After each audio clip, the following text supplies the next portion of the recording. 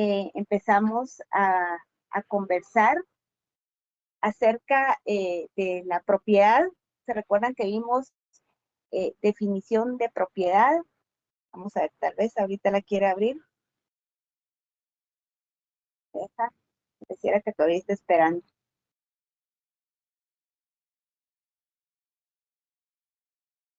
Vamos a hacer el último intento, porque pareciera que sí la está abriendo ustedes. Bueno, vimos la propiedad, vimos definiciones en doctrina y vimos la definición que está en el artículo 464 para que se ubiquen en el código. El artículo 464 del Código Civil, vimos la definición: la propiedad es derecho de gozar y disponer de los bienes dentro de los límites y con la observancia de las obligaciones que establecen las leyes. Hablamos del sentido social de la propiedad, hablamos del tema de la expropiación. ¿Se recuerdan con el mismo tema del sentido social de la propiedad? Nos fuimos a ver artículos de la Constitución, estudiamos el artículo 39, el 40, y luego vimos el artículo 467 del Código Civil. Y ahí no sabíamos que, bueno, y hablamos también de los derechos de las facultades que integraban ese dominio, esa propiedad. Hablamos de la facultad de disposición, la facultad de gravar, la facultad de uso y aprovechamiento. La fuimos explicando cada uno, ¿verdad? Que el derecho de propiedad es tan amplio y qué es lo que establece cada una de esas facultades. Y nos quedamos en los modos de adquirir la propiedad.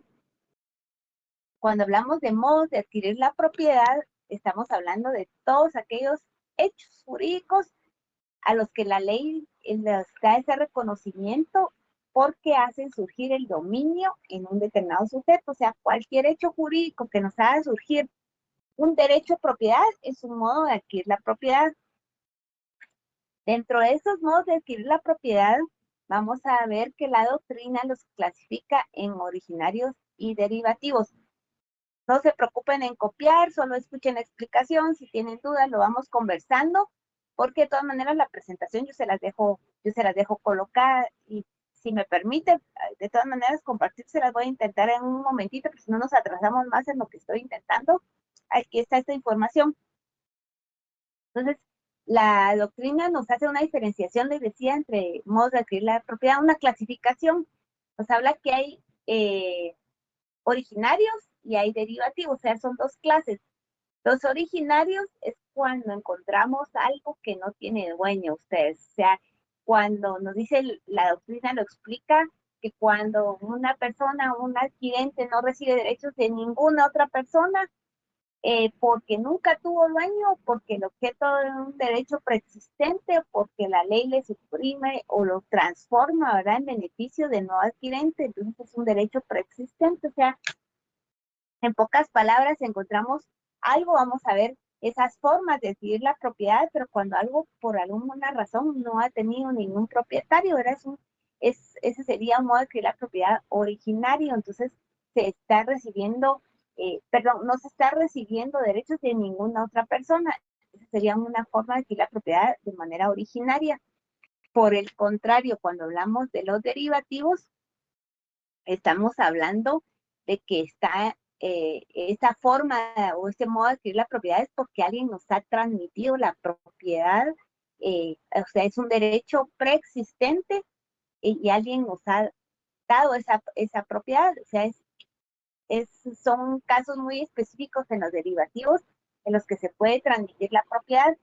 Por ejemplo, puede ser eh, por medio de un testamento, nos transfieren la propiedad de algunos bienes, que ese sería un acto por acto de muerte, ¿verdad? Por mortis causa. O puede ser entre vivos una donación, que venga el papá y le transmita al hijo por donación un bien, ¿verdad? Entonces, ese sería un derivativo. En el Código Civil no vamos a encontrar la clasificación doctrinaria, sino que está desarrollado en los artículos y en diferentes articulados, los vamos a ir viendo ahorita, modos de adquirir la propiedad, pero de la clasificación, de los que podemos enmarcar dentro de la clasificación originarios, ¿verdad? que no había ningún derecho preexistente sobre ese bien. Entonces, vamos a estudiar el día de hoy, dentro de estos modos originarios de adquirir la propiedad, vamos a estudiar 4.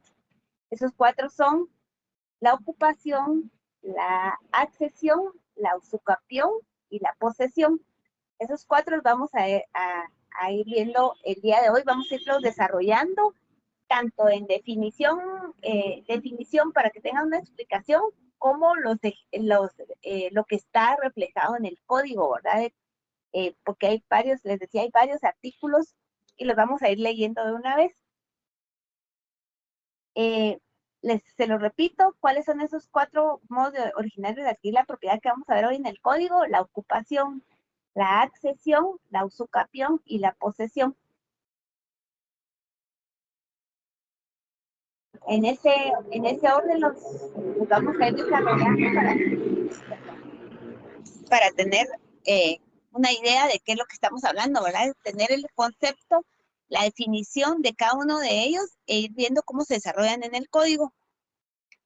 Y vamos, solo permítame que alguien que está ingresando ahorita, vamos a hablar primero de la ocupación.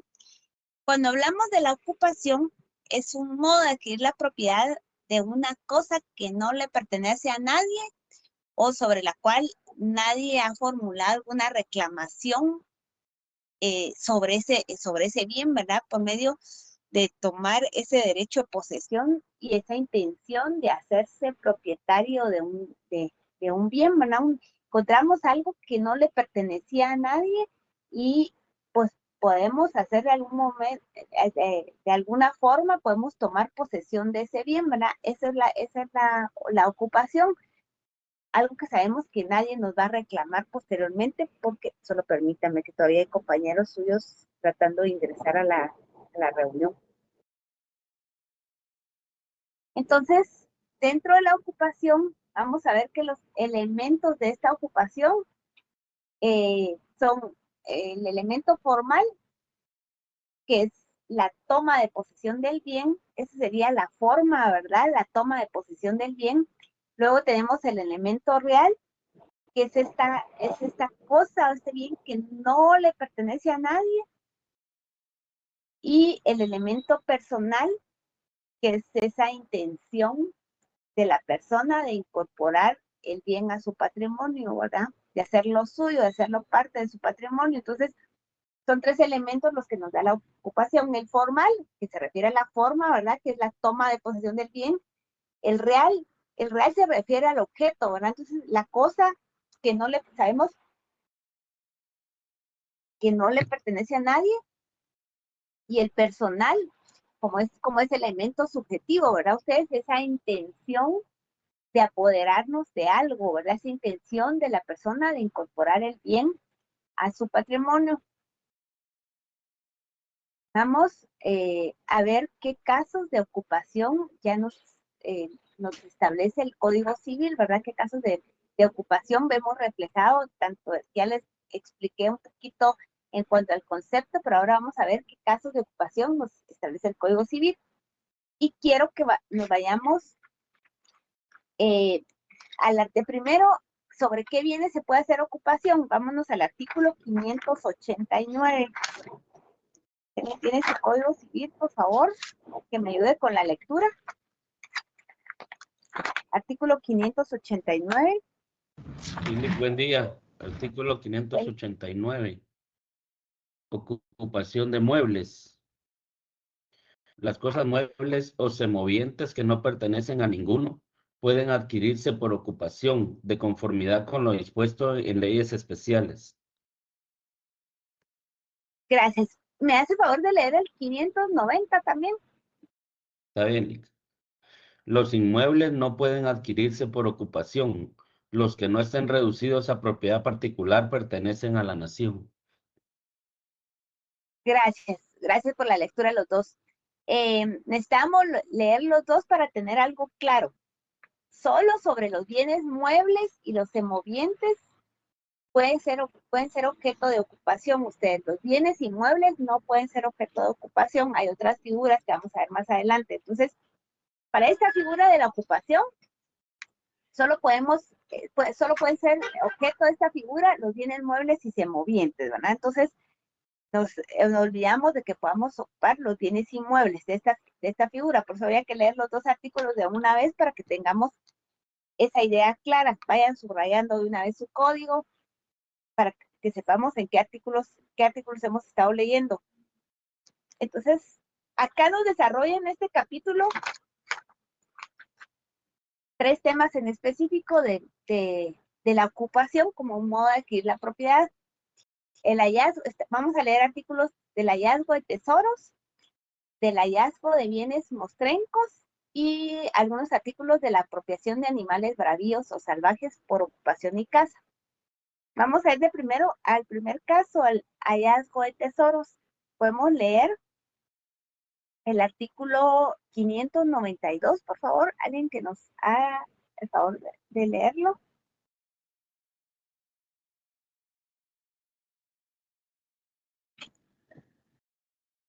Artículo 592. El tesoro encontrado en terreno propio pertenece íntegramente al descubridor. El tesoro encontrado en terreno ajeno se dividirá por partes iguales entre el dueño del terreno y la persona que haya hecho el descubrimiento. Sin embargo, el descubridor no tendrá derecho a su porción sino cuando el descubrimiento sea fortuito o cuando haya buscado el tesoro con permiso del dueño del terreno. Gracias, Juan Carlos. Vamos a ir viendo acá son reglas de a quién le pertenecen las cosas encontradas, ¿verdad? En este caso estamos hablando de tesoros. Y aquí es claro, a quién le pertenecen. De primero el descubridor, pero si es en terreno ajeno, se va a dividir por partes iguales con el propietario del terreno. El artículo 593, ¿alguien más que nos haga favor de leerlo?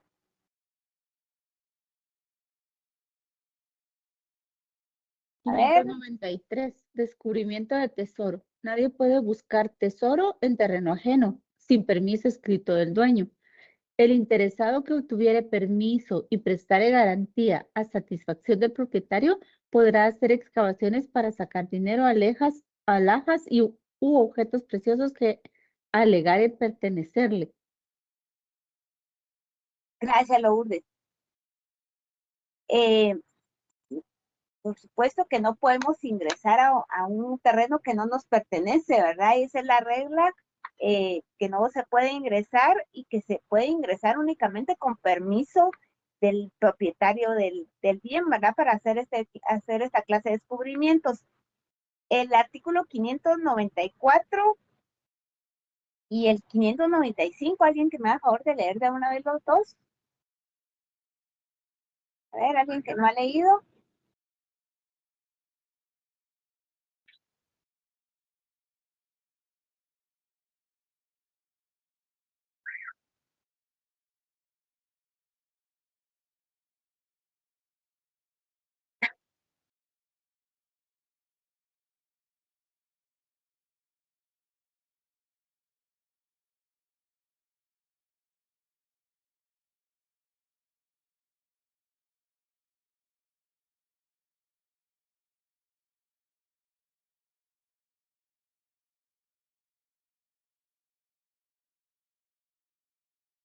Gracias por la lectura de los dos, muy amable, gracias Hugo.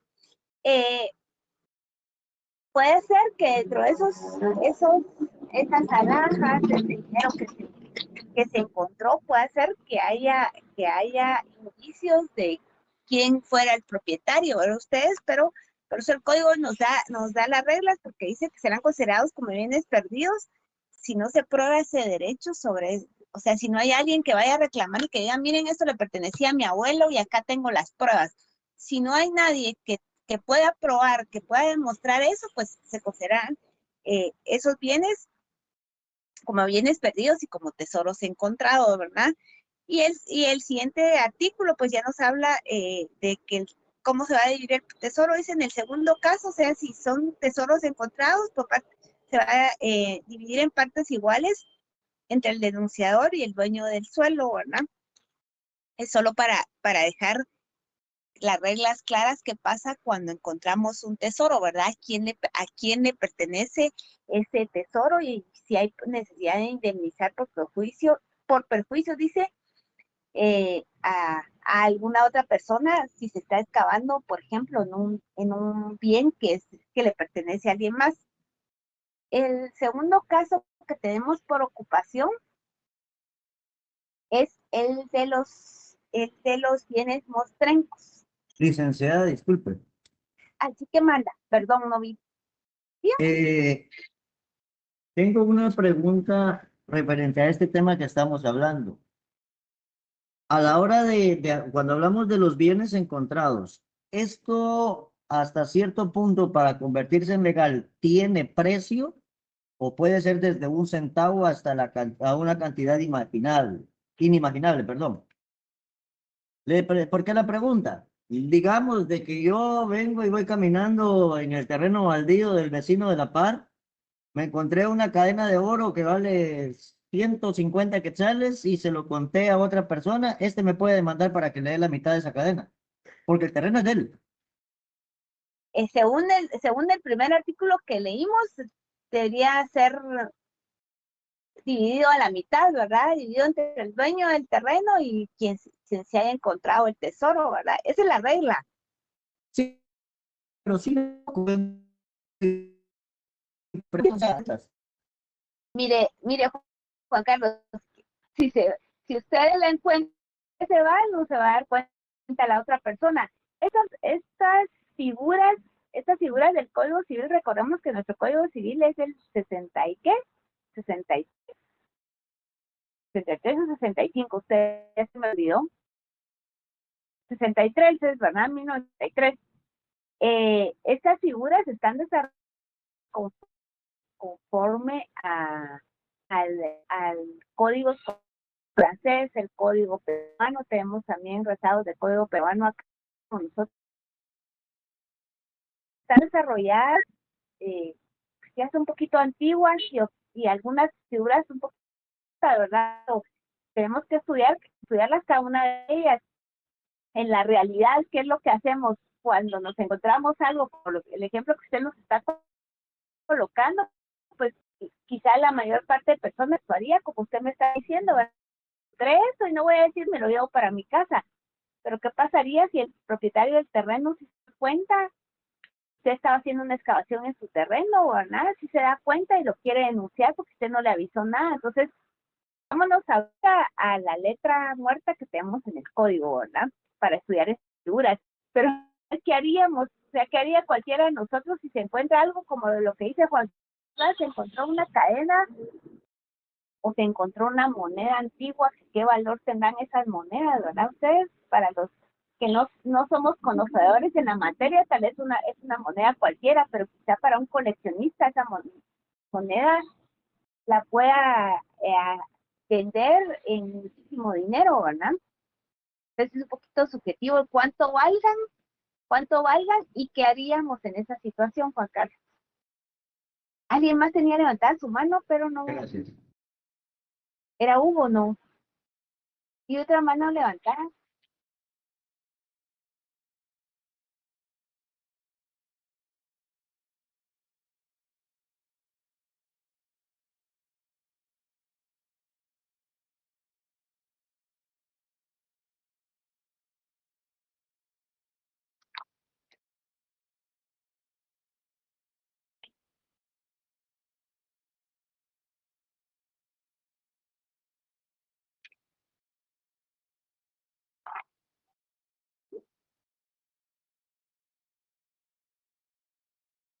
Sí, le entiendo gracias.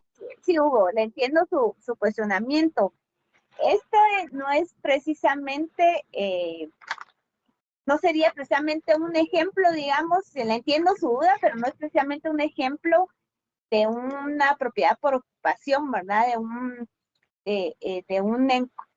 Estamos leyendo ahorita artículos de qué sucede cuando nos encontramos un tesoro, ¿verdad? Y en qué lugar lo encontramos.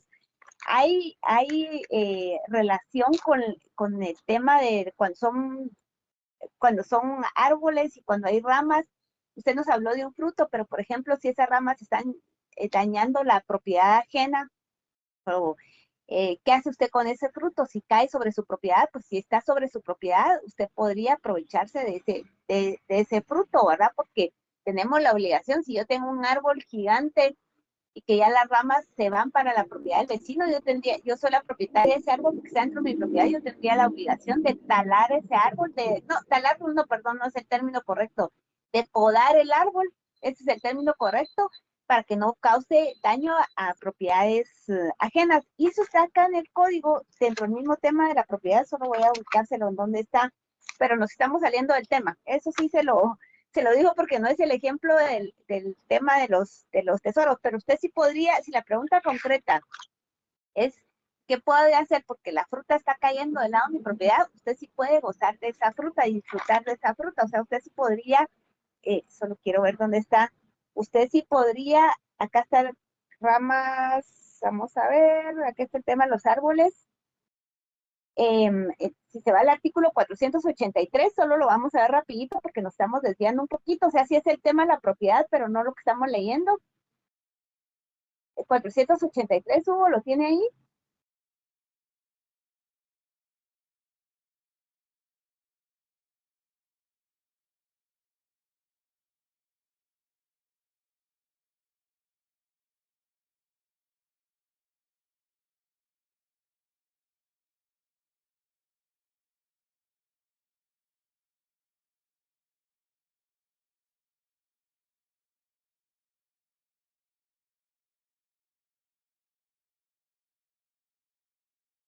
Ajá, ajá. Ahí está su respuesta. Ajá, sí, no se preocupe, Hugo. Mira, ustedes pueden ir surgiendo dudas, sí se relacionan con el tema, pero ahorita vamos a continuar con la ocupación que estamos viendo, el tema de la ocupación y los casos que están en el código con el tema de la ocupación. El siguiente caso es el de los bienes mostrencos. Está en el artículo 596. ¿Alguien nos hace favor de leer el 596? Buenos días, Ligda. Artículo Del tiempo. 596. Bienes mostrencos. El que encontrare un mueble o semoviente al parecer extraviado y cuyo dueño se ignore, deberá presentarlo a la autoridad municipal más próxima al lugar donde hubiera tenido lugar el hallazgo. La autoridad que reciba el bien encontrado pondrá el hecho en conocimiento público y si transcurrido el término fijado no se presentare persona que justifique su dominio, se procederá a su venta en pública subasta. Gracias, Erickson.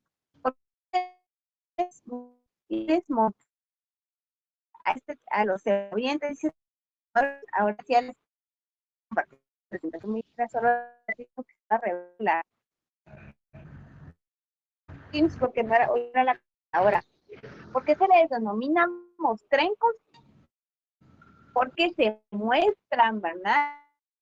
Estamos para saber si aparece un propietario.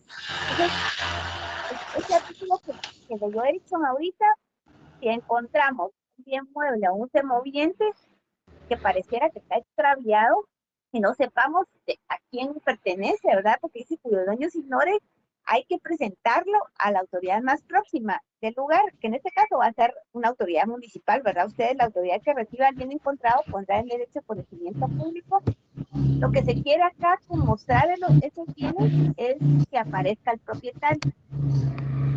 Porque dice, esta autoridad lo va a hacer de conocimiento público, generalmente la municipalidad, y va a establecer un tiempo, ¿verdad? Un plazo para que se presente a la persona y que justifique que es el propietario, ¿verdad? O sea, porque no es solo llegar y decir, mire, esa vaca era mía, sino que cómo lo puedo demostrar, ¿verdad? Si no tengo documentos del animal, pues tengo a mis vecinos y mis vecinos se dieron cuenta que se salió y pueden ser mis vecinos para demostrar que ese animal es mío. Pero si no aparece nadie para reclamarlo, se va a vender en subasta pública. Entonces, los otros dos artículos nos hablan también de este caso, los bienes mostrencos. ¿Alguien que me haga favor de leer de una vez el 597 y el 598, por favor?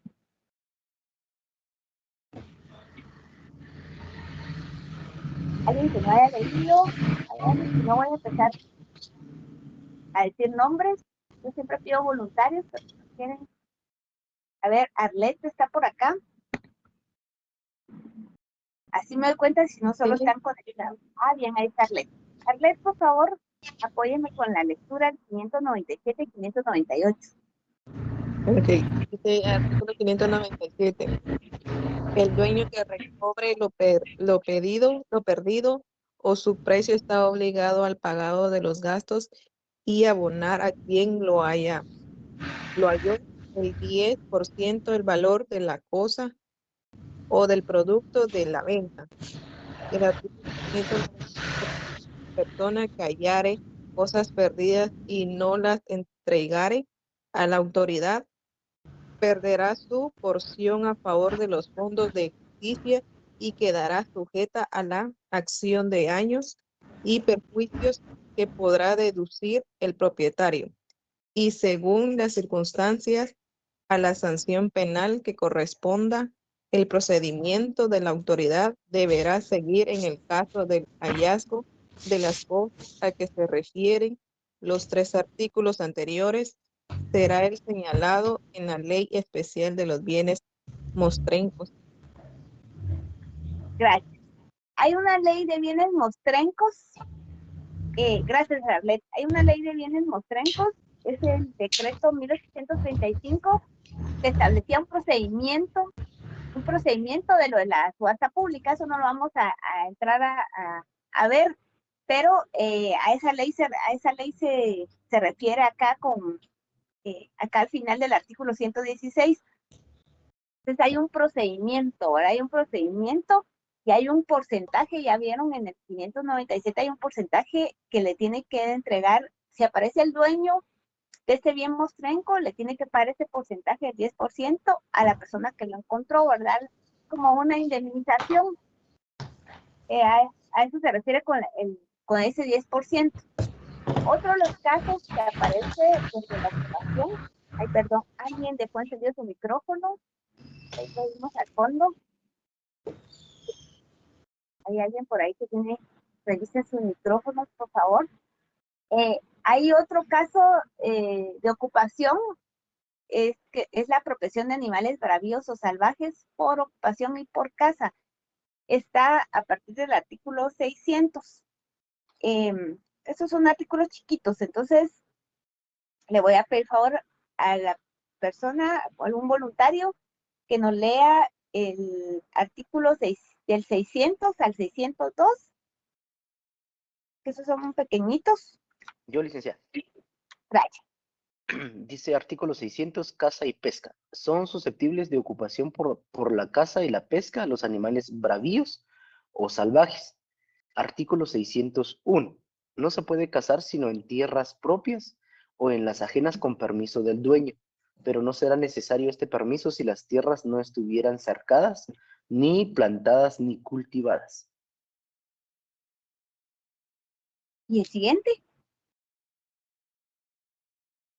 ¿El Alexander, el otro. 602? Sí. Ajá. Sí, por Artículo favor. 602 dice: si alguno cazare en tierras ajenas sin permiso del dueño, cuando por la ley esté obligado a obtenerlo, lo que case será para el dueño, a quien además indemnizará de todo perjuicio.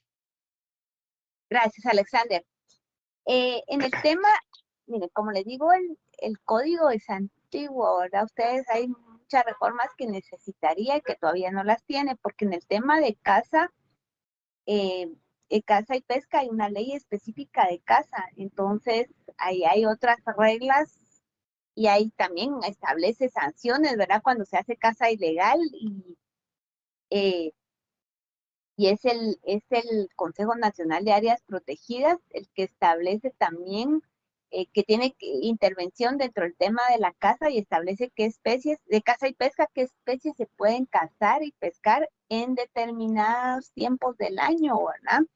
En determinados tiempos del año. Entonces, acá está como muy general, pero les comento que hay una ley específica.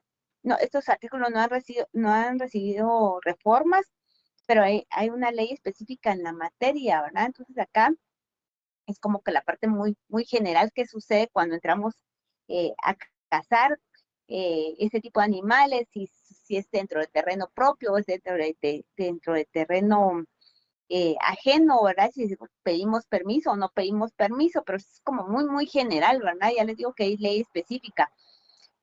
Luego, alguien que nos haga favor de leer el artículo 603 y 604 de una vez.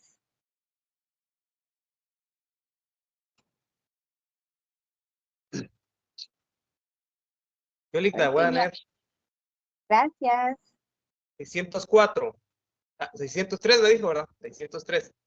Se entiende que el cazador o pescador se apodera del animal bravío y lo hace suyo desde el momento en que lo ha herido, de manera que no sea fácil escapar. Y mientras persiste en perseguirlo o desde el momento en que el animal ha caído en su trampa o redes, con tal que la haya armado, tendido en paraje en que le sea lícito cazar o pescar. Artículo 604.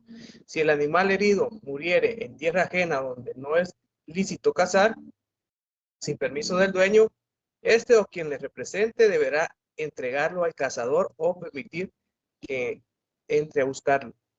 Si no diere permiso, deberá pagar el valor del animal herido, pero si el cazador entra a buscarlo sin el permiso indicado, perderá todo el derecho. Gracias, Lester.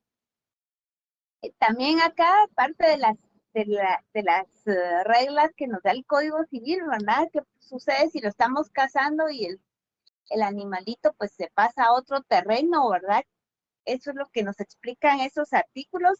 Y si muere en tierras ajenas, ¿qué sucede, verdad? También tiene que ver si tenemos autorización con el dueño que nos va si nos va a permitir o no el ingreso al terreno. Tenemos que pagar por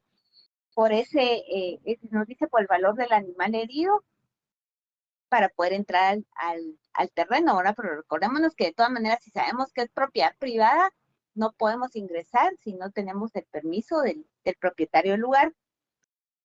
Y el artículo 605, por favor.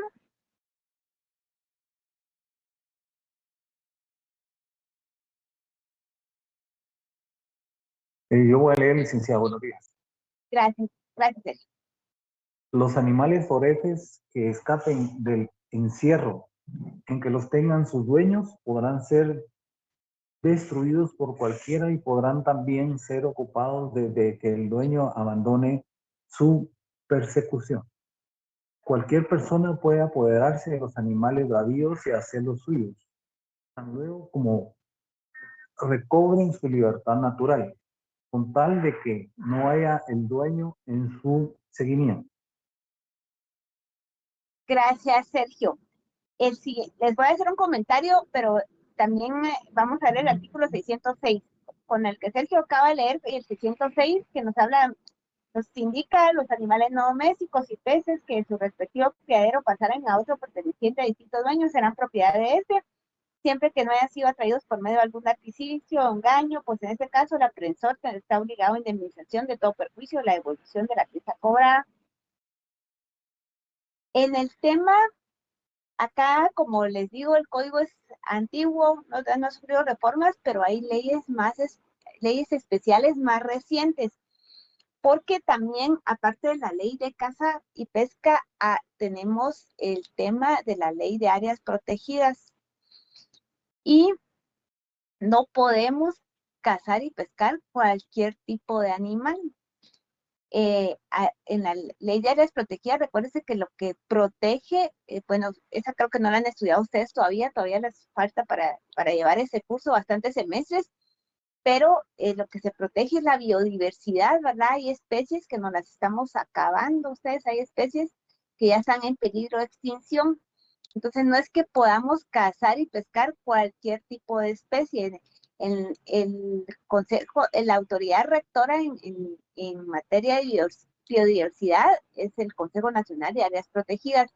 Y esta institución publica un listado de especies amenazadas y ahí están todas las especies, tanto de flora como de fauna, pero como ahorita estamos hablando de animales, restringámonos a la fauna. Todas las especies y las tienen por categorías 1, 2 y 3 de conformidad con la cantidad de especies que todavía ellos han estudiado que existen en el país, ¿verdad? Para establecer en qué categoría están. Por ejemplo, la categoría 1 es en peligro de extinción, o sea, de especies que ya saben que ya solo quedan 100 o 200 en todo el país, ¿verdad? Y así van las otras dos categorías. Entonces, el tema, aunque el código lo desarrolla en cuanto a reglas, digamos, qué sucede con esos animales, pues podemos cazar, depende en qué terreno estemos.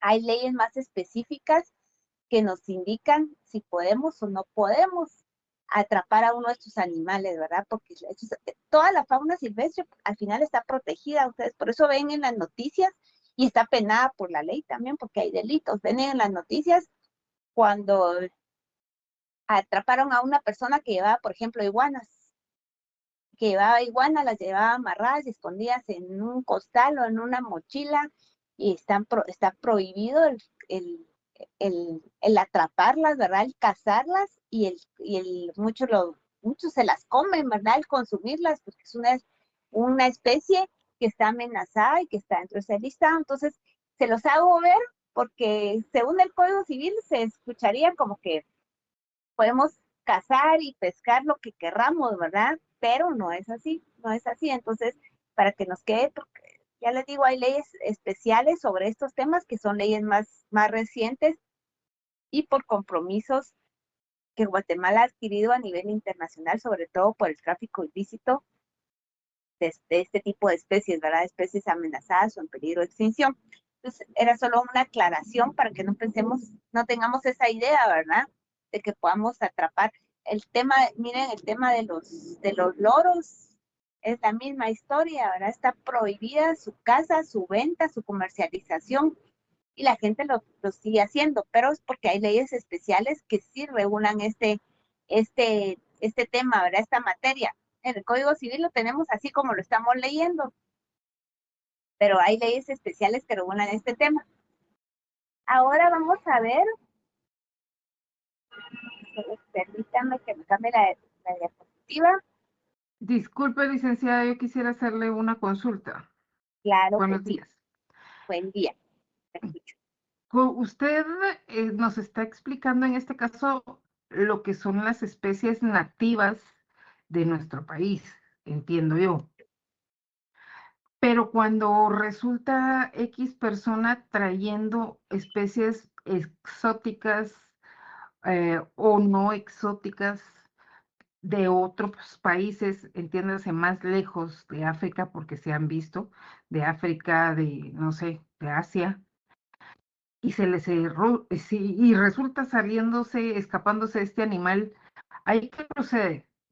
Porque no es un animal nativo de nuestro país, es una especie ajena o extraña y puede dañar el biosistema que es tan frágil que se ha visto ahora. ¿Qué procede en este tipo de situaciones? Gracias. Está muy bien su pregunta, María Eugenia, porque lo hemos visto en las noticias. Hace poco, no sé si era un león o un tigre, apareció y cabal, entran a veces a hacer allanamientos a inmuebles por denuncia de otros delitos y se han encontrado con este tipo de especies. Desde esas especies grandes hasta otro tipo de especies exóticas. Está prohibido también, está prohibido, aunque no sean especies endémicas, especies del país, está prohibido el tráfico de esas especies, está prohibido tenerlas como mascotas. Guatemala suscribió un convenio internacional por sus siglas se llama CITES con C. Lo que no me recuerdo es el nombre exacto, pero es un convenio para proteger ese comercio internacional de especies de fauna y flora silvestres y que están amenazados. Entonces, tenemos un convenio en materia internacional, pero que Guatemala también lo suscribió, y cabal es CONAP, el Consejo Nacional de Áreas Protegidas, el encargado o la autoridad para aplicar ese convenio en el territorio. Y por eso, muchas de las especies que están contenidas en el LEA, en el listado de especies amenazadas, que es el que les decía, también están contenidos en CITES y viceversa. Hay otras especies que no son del país que sí están contenidas en CITES. Está prohibida su comercialización, su exportación, su introducción a los países. Entonces, si hay una prohibición y si hay un respaldo con convenciones internacionales como este que le comento, CITES, que nos indican que no se pueden comercializar este tipo de especies. Porque en esos otros países como Asia, en lugares de África, también está la prohibición, ¿verdad? Se recuerdan también que se da mucho el tema del marfil, de los colmillos del elefante. Y entonces, el marfil. O sea, sí, entonces hay mucho, a veces por creencias de los pueblos, sobre todo los del lado de Asia, ustedes que todo se lo comen, todo lo convierten en medicamento, todo lo comen. Entonces, se han ido acabando ciertas especies, pero sí tenemos ese compromiso y ese sería el respaldo legal, María Eugenia. Ok, entonces, cuando ha pasado que se han escapado que panteras, que tigrillos y todo ese el asunto, no nos meteríamos en problemas si defendemos, digamos, nuestra integridad. Pues al final, definitivamente primero se protege la vida, ¿verdad? Y hay otra cosa, hay personas que sí tienen colecciones privadas y están autorizadas por el CONAP, porque, por ejemplo, se han dedicado a reproducir ciertas especies de animales y tienen autorizaciones. Muchos se respaldan con que es digamos, tienen un refugio, por ejemplo, y de ahí se captaron estos animales porque ahí les han ido a dejar animales que van heridos, Entonces, si lo pueden demostrar y comprobar que es una tenencia legal, legítima, porque tienen documentación de respaldo, es un tema, pero la mayoría de esos animales de los que estamos hablando, María Eugenia, no aparece después nadie que lo reclame porque saben que están cometiendo un delito, que fueron producto de tráfico ilegal. En lo que ya tenemos enraizado en Guatemala, el tema del narcotráfico. Ustedes, hay muchos narcotraficantes que su gusto es tener esas especies exóticas, ¿verdad? Sí, Y es producto de comercio ilegal. Gracias, María Eugenia. Muchas Entonces, gracias, licenciada. ahora vamos a ver, perdón, yo creo que me avancé mucho. Vamos, solo necesito regresar a una diapositiva. Acá está. Otro modo originario de adquirir la propiedad es la accesión. Y la accesión es el derecho que compete al dueño de una cosa sobre lo que ésta produzca, que a ella se incorpore o una más o menos inmediata en calidad de accesoria y de modo separable. Entonces, la accesión es otra forma de adquirir la propiedad. Vamos a ver algunos casos. Vamos a ir viendo en nuestro Código Civil algunos casos de accesión que aunque no haga una clasificación directa al código, pero tenemos una clasificación en doctrina y entonces vamos a ir colocando cada uno de estos casos dentro de esta clasificación. Entonces, si estamos hablando de accesión, ¿verdad? De todo lo que se le puede incorporar a un bien que es de nosotros, ya sea porque lo está produciendo el bien o porque se está incorporando de alguna manera. Entonces vamos a ver, el término viene de accesorio, ¿verdad? De que a un bien principal se le anexe un bien accesorio, se le incorpora un bien accesorio. Vamos a ver qué pasa con estos casos, ¿verdad? Esa es la accesión. Y en la clasificación que podemos ubicar en doctrina, tenemos la accesión de inmueble a inmueble. Nosotros ya estudiamos qué son bienes muebles y qué son bienes inmuebles. Entonces aquí vamos a ver algunos casos de los dos. La accesión de inmueble a inmueble, dentro de estas se incluyen algunas figuras. Está la primera que se le denomina abulsión. La abulsión es lo que la fuerza del río arranca. Acá hay una definición de Cabanelas, luego lo vamos en el código. Es lo que la fuerza del río arranca y arrastra de un campo en en una avenida repentina y lo lleva a otro campo inferior o a la ribera opuesta cuando sea de tanta consideración que pueda conocerse y distinguirse. Consisten en árboles, en alguna porción de terreno, para que el río lo lleve de un lado a otro y se adhiera, se incorpore, por ejemplo, a nuestro terreno que está ahí a la orilla del río y ahí llegan árboles, ramas o alguna porción de terreno. Esa es la abulsión. Entonces, vámonos al artículo 676 y ahí vamos a encontrar la abulsión. ¿Alguien nos hace favor de leerlo?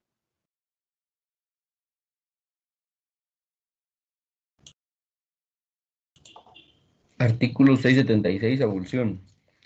Cuando la corriente de un arroyo, torrente o río segrega de su ribera una porción conocida de terreno y la transporta a las heredadas fronteras o a las inferiores, el dueño de la finca que orillaba la ribera segregada conserva la propiedad de la porción de terreno incorporado. Pero si dentro del término de 6 meses no ejercitare su derecho, lo perderá en favor del dueño del terreno a que se hubiera agregado la porción arrancada. Gracias, Erickson. Ahí está la regla. Lo que desaparece en la presentación es la definición de abulsión, pero la regla que nos dice el Código Civil, o sea, esa porción del terreno que la arrastró un arroyo, dice torrente, un río, y la transportó a la otra orilla, por ejemplo, y se te agregó otro terreno, puede ser reclamada por el propietario. Pero hay un tiempo, dice dentro del término 6 meses. Si no ejerce ese derecho, lo va a perder a favor del dueño a que se hubiera agregado la porción arrancada. Entonces, hay un plazo para hacer ese reclamo. De lo contrario, el propietario del bien a donde se incorporó esta porción se puede quedar con ella, ¿verdad? Ahora vamos a ver el siguiente caso. El siguiente caso es el aluvión. Acá les coloqué una definición también, que es el aluvión. Consiste en el aumento de terreno que el río va incorporando paulatinamente a las fincas ribereñas. Y vamos a ver qué nos dice el código con respecto al aluvión. ¿Alguien más que nos haga favor de leer el artículo 679?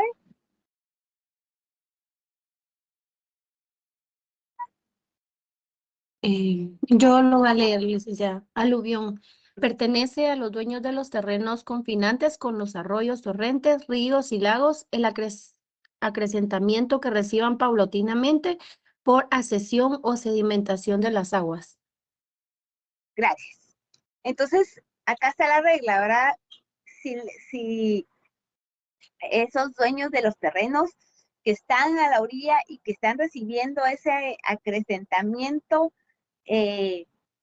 por sedimentación de aguas, entonces su terreno quizás se va haciendo más grande, ¿verdad? Por esta, que al final es parte de la naturaleza, ¿verdad? Ustedes, esto que se va incorporando a sus fincas, pues dice que de acuerdo a este artículo 679, todo esto que se va por accesión o sedimentación de las aguas va a pertenecer a los dueños de estos terrenos.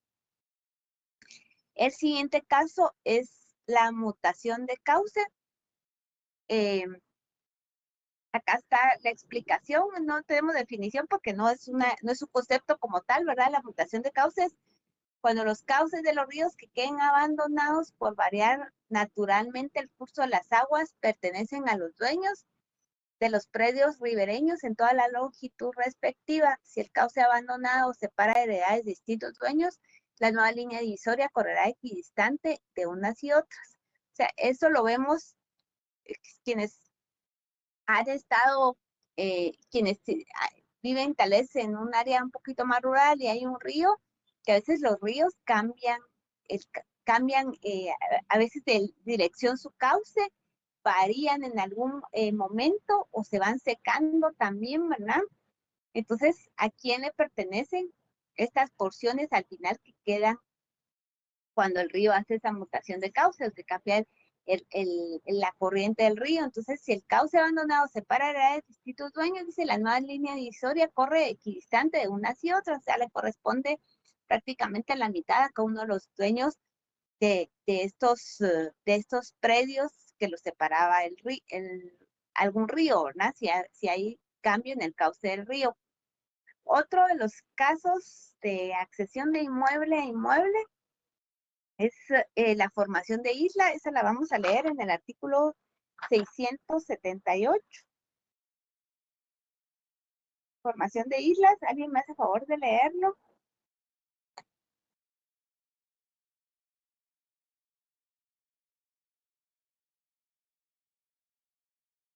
Se lo leo, licenciada. Artículo 678. Cualquiera de los dos y islas- luego el siguiente me hace favor de leer el otro.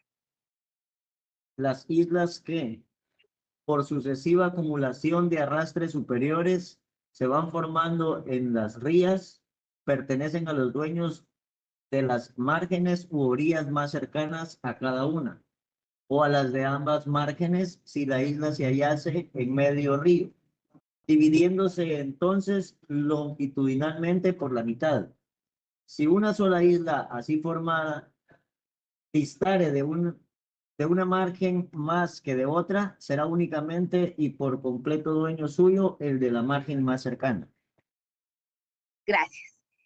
También acá está explicado esto, que también se puede dar por fenómeno de la naturaleza, ¿verdad? Que se vayan formando islas, dice, por acumulación de arrastre, que vayan formando las rías.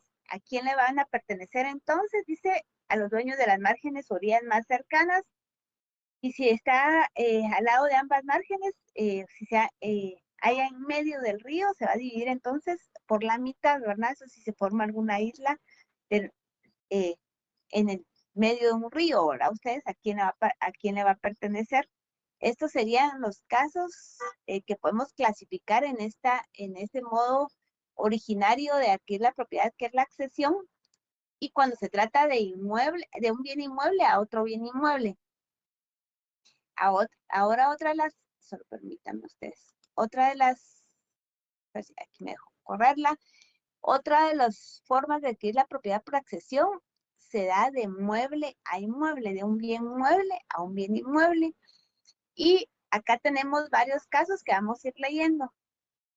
Tenemos la edificación, la plantación y la siembra, para ejemplificar el caso de accesión de bien mueble a bien inmueble. Entonces, vamos a leer en el artículo 658. Y vamos a ver, si quieren, 658, es que aquí hay varios casos. Vamos a ir para que avancemos en la lectura.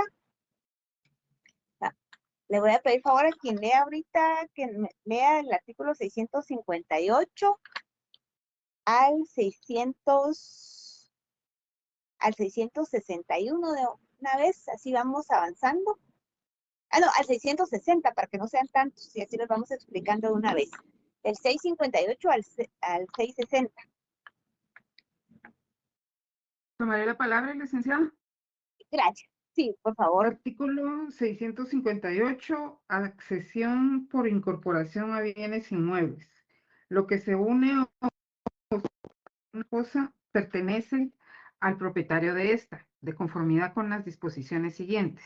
Artículo 659. Toda construcción, siembra, plantación u obra verificada sobre o debajo del suelo se presume hecha por el propietario a sus expensas y que le pertenece. Artículo 660. Accesión de mala fe con materiales ajenos. El propietario del suelo que ha hecho construcciones, plantaciones u obras con materiales ajenos debe pagar al dueño el valor de estos y quedará también obligado, en caso de mala fe, al pago de los daños y perjuicios. Pero el propietario de los materiales no tiene derecho de llevárselos, a menos que pueda hacerlo sin destruir la obra construida o sin que perezcan las plantaciones. Perdón. Gracias, María Eugenia. Entonces, aquí nos habla de una vez de los tres casos, ¿verdad? De mueble a inmueble, porque nos habla de una edificación, por los materiales que se utilizan, o de una siembra o una plantación. Y el 660, que ya lo leyó también María Eugenia, ¿qué sucede si en una construcción se están utilizando, también nos habla de la siembra, se están utilizando materiales ajenos, ¿verdad? Se están utilizando algo que no nos pertenezca, pues se tienen que pagarle al dueño de estos materiales el valor de estos. También tiene obligación de pagar daños y perjuicios si actúa de mala fe. Y la explicación, si ya se realizó la construcción, pues no podría llevárselos, si le pagan esos materiales, no puede llevárselos el propietario los materiales.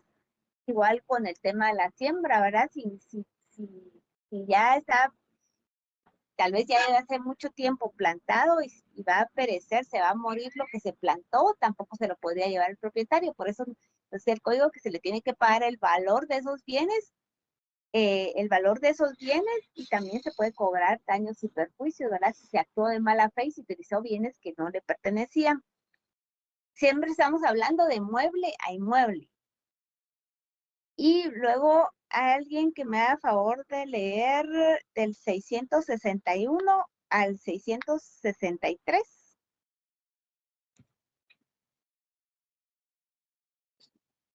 A ver, alguien que no haya leído ustedes, porque ya vi que son las mismas personas que leen, que me apoyan con la lectura.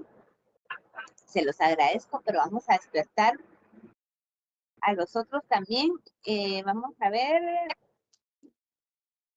Rudy. Solo vamos a ver si por acá anda Rudy. Permítame un segundito. Sí, por acá ando, Lick, pero fíjese que como no estoy ahorita en mi casa. No tiene su código. Bueno, Rudy, se me hace que anda celebrando usted el Día del Cariño, que por eso no tiene su código. Sharon. Ya lo vi. No se preocupe. Sharon. Sí, licenciada, buenos días. Buen día, Sharon. Me apoya con la lectura del 661 al 663. 661 al 663. Por favor. Claro. Espérame también.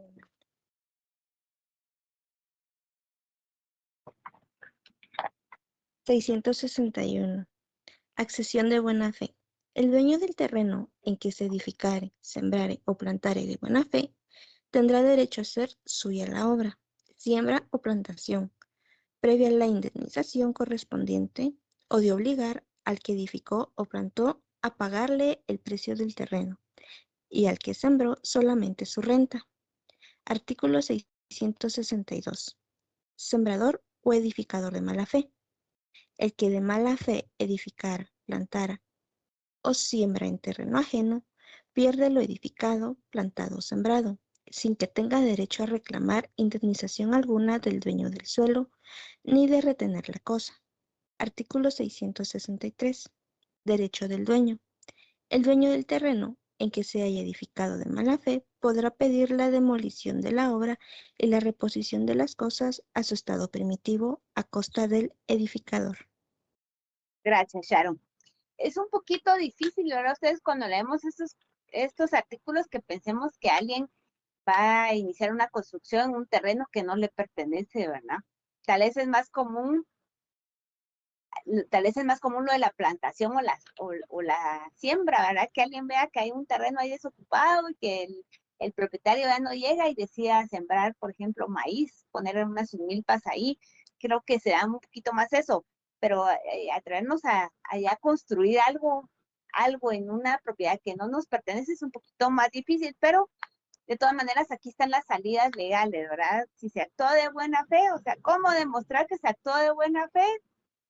Es también un poco difícil, pero si se actuó de buena fe, pues tiene que pagar al dueño del lugar, ¿verdad? Tiene que pagar, dice, indemnizar al que hizo la edificación, al propietario del terreno donde se hizo la edificación o la plantación, o si no, una renta, ¿verdad? Pagarle una renta. Y en el caso de mala fe, pues ahí sí se pierde todo, no tiene derecho a retener nada. Y si es de mala fe, también el propietario del lugar puede pedir que se haga la demolición de la obra o reposición de las cosas, dice, en el estado primitivo a costa del edificador, pero como les digo, es un poquito difícil, no es que no se dé, pero es un poquito difícil que ya hagamos una construcción en algo que no nos pertenece. Ahora le pido, vamos a ver, nos falta del artículo 665 al 668. A ver quién me va a apoyar con la lectura. Les pregunto otra vez voluntarios. Voluntarios que no hayan leído, por favor. No es porque no quiera escuchar a sus compañeros que me apoyan siempre, sino que quiero escuchar a nosotros también. Del 665 al 668, dijo, ¿verdad, Ligda? Sí, por favor. Muy bien. Artículo 665, cuando haya mala fe en el edificador o sembrador. Se entiende que hay mala fe de parte del edificador, plantador o sembrador cuando hace la plantación, edificación o siembra en terreno que es ajeno, no pidiendo previamente al dueño su consentimiento por escrito.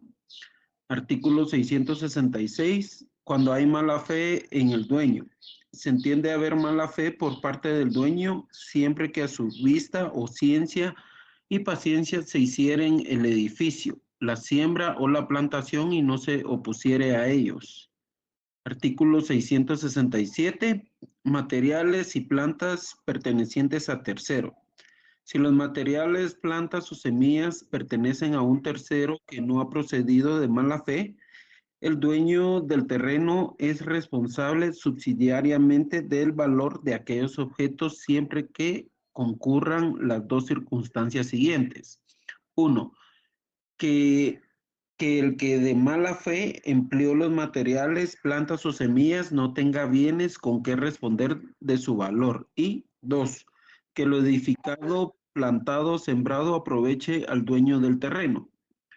Artículo 668. No tendrá lugar lo dispuesto en el artículo anterior si el propietario usa del derecho que le concede el artículo 663. Gracias, Soto. Muy amable por la lectura de todo. Ahí vemos otras reglas siempre relacionadas con el que actuó de mala fe, ¿verdad? El que sembró, plantó de mala fe. Y con relación al dueño de los terrenos, yo creo que ahí están bastante claras estos últimos artículos con el tema de la edificación, plantación y la siembra. Luego tenemos la siguiente clasificación, que también es por accesión, pero de bien mueble a bien mueble. Y acá tenemos 3 casos, los vamos a ir leyendo de una vez de algunos le puse definición y otros solo con la explicación que está en el código. El primer caso es la adjunción.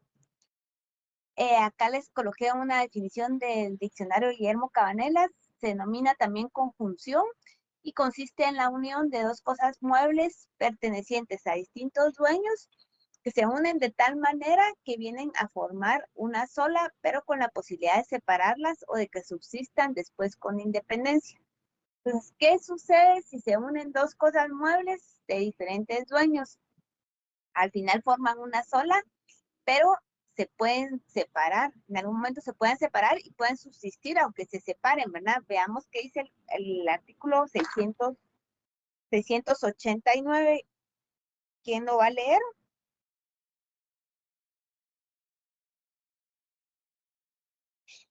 Solo permítanme antes de que alguien empiece a leer. Vamos a leer antes el 680, eso no se los coloqué ahí, el 687 y el 688, solo para que tengamos los dos conceptos claros entre cosas principales y cosas accesorias, porque ese no lo hemos leído. ¿Alguien que me haga favor de leer de primero el 687 al 688? 687, cosa principal. Si no pudiera hacerse la clasificación conforme a las reglas establecidas en el artículo que precede, se reputará principal el objeto cuyo uso, perfección o adorno se haya conseguido por la unión del otro. El artículo 688, cosa accesoria. En una pintura, escultura o bordado, En los escritos, impresos, grabados y litografías, se estima por accesorio la tabla, el metal, la piedra, el lienzo, el papel o el pergamino. Gracias, Sergio. Tengamos claro de primero qué se considera un bien principal y qué se considera un bien accesorio, ¿verdad? Acá ya es donde el código, les había yo indicado el código que ya nos mezcla los conceptos de cosa y bien, ¿verdad? Como que fueran lo mismo. Nosotros ya vimos una diferencia al inicio de este curso, pero acá ya lo mezclan como que estamos hablando del mismo término. Entonces ya entendimos que cómo calificar, ¿verdad? Cuándo es un bien principal y cuándo es un bien accesorio. Ahora ya vamos a ver los casos de la accesión de mueble a mueble. En el artículo 689 está la función. ¿Alguien nos hace favor de leerlo?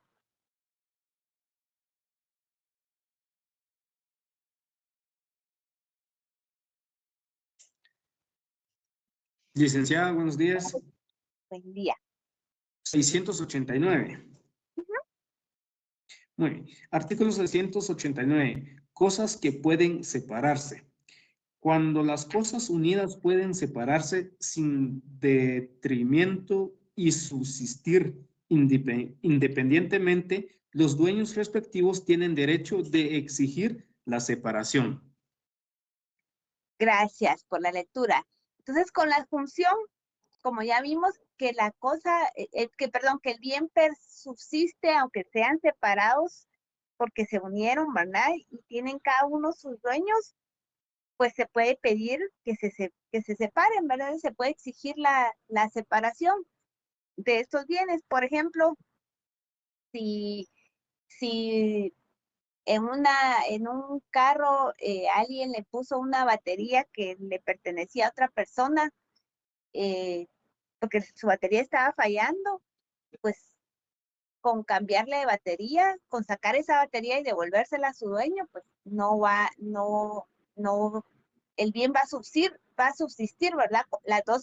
Los dos bienes, tanto la batería como el carro, ¿verdad? Entonces sí se pueden separar, estos bienes. Ahora el siguiente caso de accesión de mueble a mueble es la especificación. La especificación está en el artículo 698. 698, vamos a ver si yo se los copié acá. ¿Alguien me hace favor de leerlo?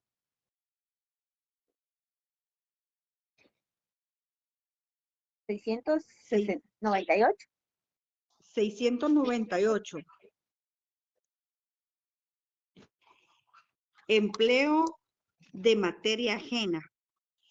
El que de buena fe empleó material ajena en todo o en partes para formar una cosa de buena especie, hará suya la obra siempre que el mérito artístico de esa exceda en precio de la materia cuyo valor indemnizará al dueño. Gracias. Entonces, en la especificación, acá está la explicación, se da cuando una persona transforma mediante la acción de su trabajo un bien de ajena pertenencia. Entonces, ¿qué sucede si usamos un bien de ajena pertenencia y lo transformamos? Siempre dice que el mérito artístico de este exceda en precio a la materia cuyo valor indemnizará al dueño. Entonces, si lo transformamos en algo que tenga mucho más valor que el material que usamos, que ese material no nos pertenecía, sino le pertenecía a otra persona, tenemos que indemnizar al dueño de ese material que utilizamos. Y por eso quería que leyéramos antes, cuando leímos, el compañero nos hizo favor de leer que era cosa principal y cosa accesoria, porque en el 688 que nos habla de las cosas accesorias, nos coloca algunos ejemplos en la pintura, en la escultura, en el bordado, en los escritos impresos, grabados y litografías. Se estima por accesorio la tabla, el metal, la piedra, el lienzo, el papel o el pergamino. Entonces, esto porque nos hace más fácil ejemplificar este tipo de accesión, ¿verdad? Por ejemplo, en la especificación puede ser alguien que se haya encontrado, un escultor que se haya encontrado un pedazo de madera y que la haya transformado y que haya hecho una escultura que todo el mundo admire y que tenga mucho valor, porque aparte el escultor es un escultor reconocido, pero esa madera no era de él, ¿verdad?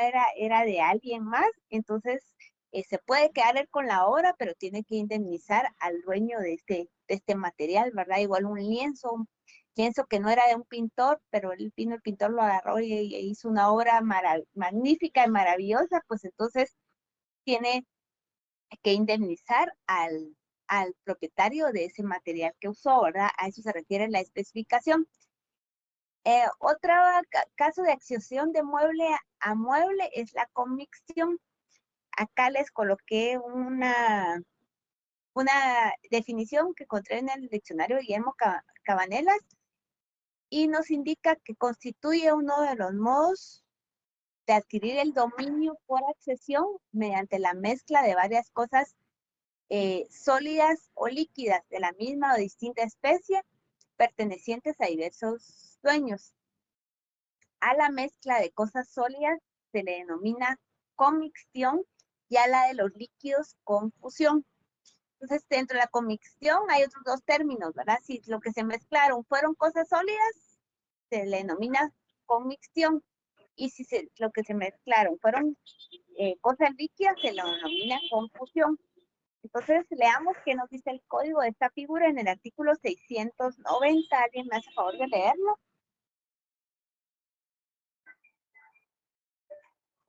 ¿690? A ver, quiero escuchar a alguien más. ¿Quién no ha leído? Lo estoy revisando acá. Merlin, ¿tiene levantada su mano? Buenos días, licenciada. Dígame. Voy a leer yo, 690. Sí, por favor. Cosas que no pueden separarse. Cuando las cosas no pueden separarse sin que la que se reputa accesoria sufra deterioro, el dueño de la principal tendrá también derecho a pedir la separación, pero quedará obligado a indemnizar al dueño de la accesoria, siempre que éste haya procedido de buena fe. Gracias, Merlin. Entonces, estamos hablando de bienes que se unieron también, pero que a veces cuando se separan también se podrían deteriorar, pero igual se puede solicitar la separación, que ha obligado, dice, al dueño del accesorio a indemnizar al dueño del accesorio siempre que éste haya procedido de buena fe. Entonces, siempre está el derecho de la indemnización, ¿verdad? Ustedes de pagar los materiales que no nos pertenecían, los bienes que no nos pertenecían a nosotros y que los transformamos de cierta manera, ¿verdad? De cierta manera, pero que igual no nos pertenecían. Entonces, los ejemplos que cuando buscamos estas figuras en doctrina, los ejemplos, por ejemplo, una mezcla de cosas sólidas y que no pudieran separarse, nos ponen, por ejemplo, cuando algunos granjeros en un mismo silo nos dicen que mezclan granos, que cada uno de sus cosechas, por ejemplo, maíz con frijol, ¿verdad? Y los mezclan, sería una mezcla de cosas sólidas, o la mezcla de dos metales, ¿verdad? Como el oro y la plata, que no se podrían separar, ¿verdad? Porque se fusionaron. En el tema de la confusión, los ejemplos que podemos encontrar, por ejemplo, la mezcla de dos, como son líquidos, ¿verdad? Por ejemplo, la mezcla de dos vinos y que hacen otra bebida especial. La cuestión es que esos son los ejemplos más comunes que encontramos para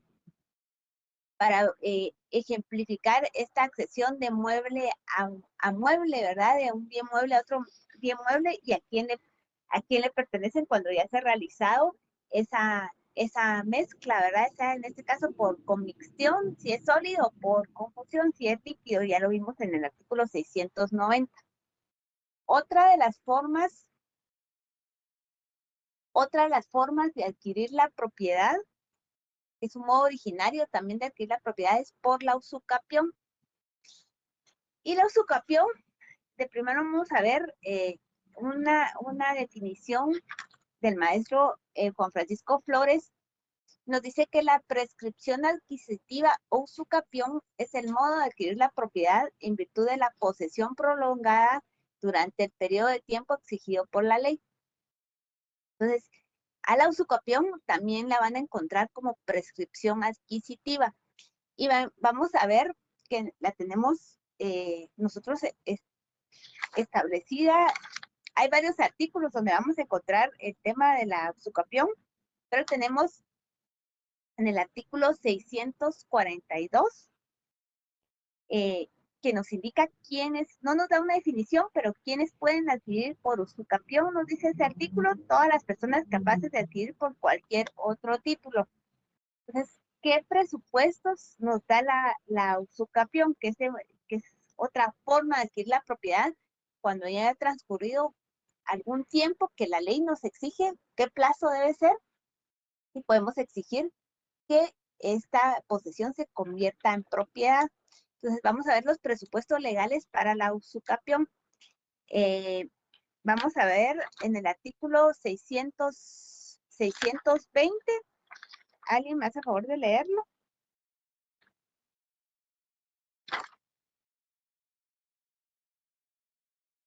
¿620?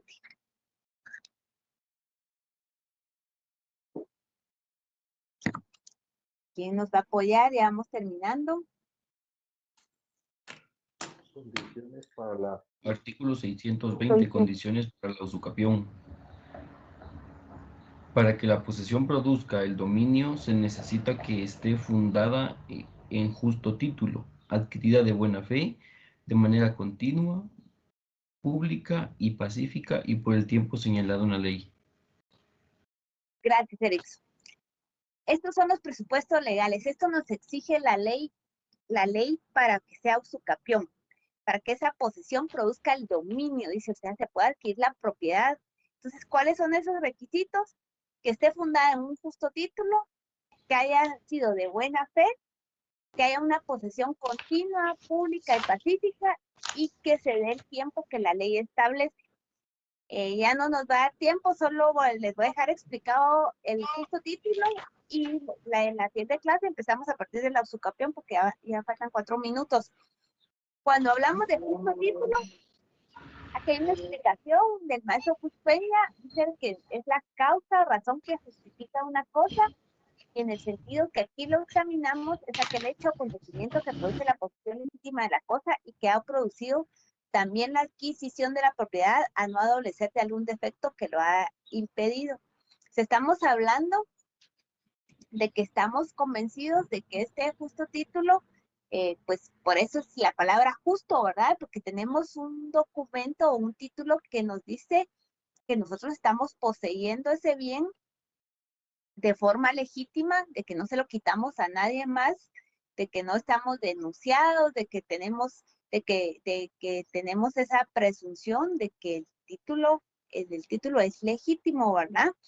Para que esta adquisición más adelante esa adquisición que nos va a dar derecho a la propiedad no adolezca de ningún defecto, ¿verdad? Eso se refiere con justo título, y tenemos un artículo del justo título donde lo explica, que es el artículo 621. Se los voy a leer yo aquí rapidito, hasta acá nos vamos a quedar.